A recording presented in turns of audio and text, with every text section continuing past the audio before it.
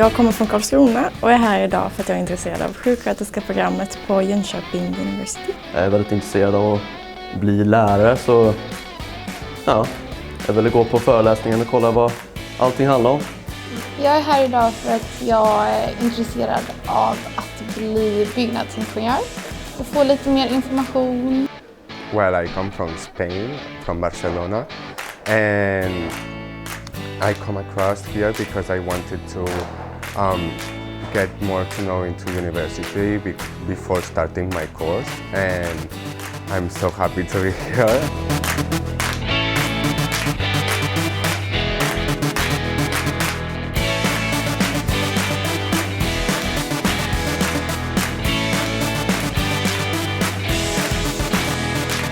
Jag lockas av programmet också att man kan få studera en del av sin utbildning utomlands. Det känns som att man redan är en del av skolan. Det är väldigt varmt, det är välkommen liksom.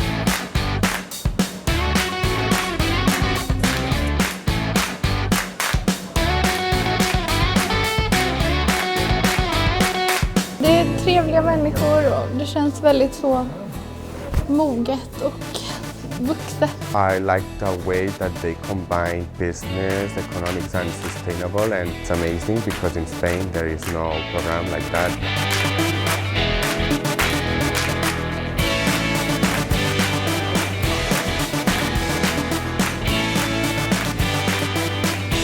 Now I feel like being part of it, and I'm willing to start making friends here.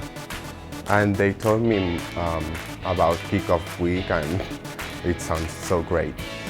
Till er som inte kunde vara här idag, ni kan lära er mer på JUs egna sida om programmen och skolan överlag.